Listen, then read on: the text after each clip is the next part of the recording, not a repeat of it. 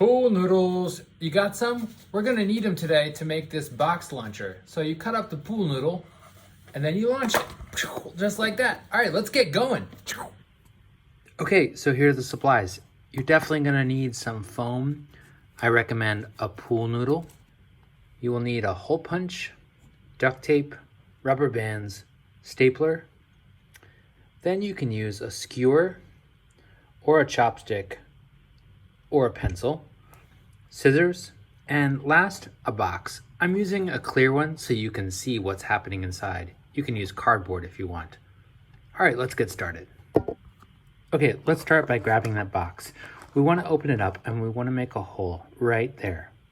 If you're using a plastic box and this style hole punch, it will be a little tricky. You can also use cardboard and poke a hole with a pencil. Once you have a hole that's close enough to the middle, we can close it up.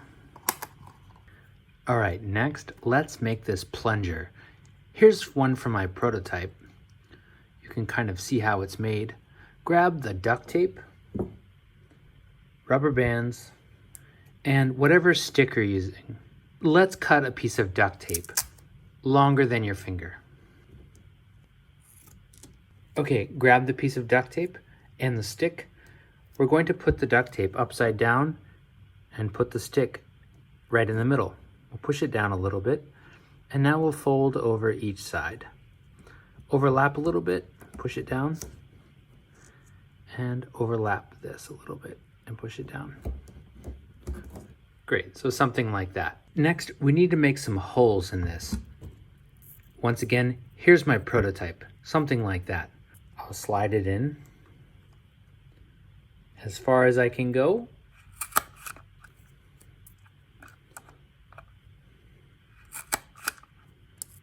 There we go.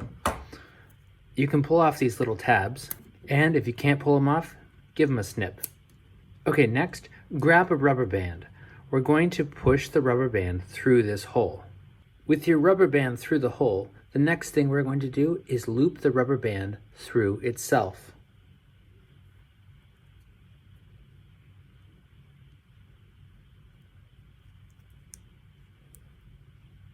One more time.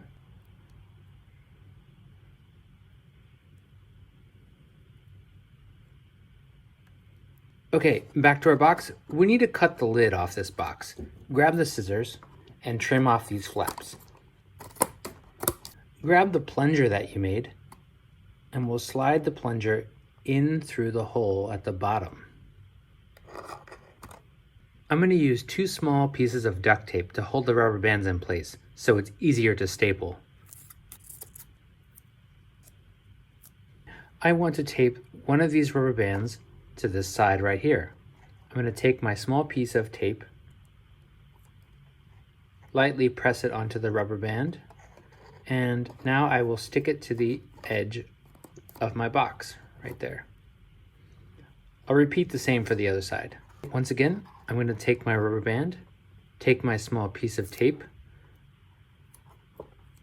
attach it to the rubber band, and then stick it to the wall of the box right there. Pinch it down so it stays in place. Now I'm going to take my stapler and I want to staple this rubber band to the box.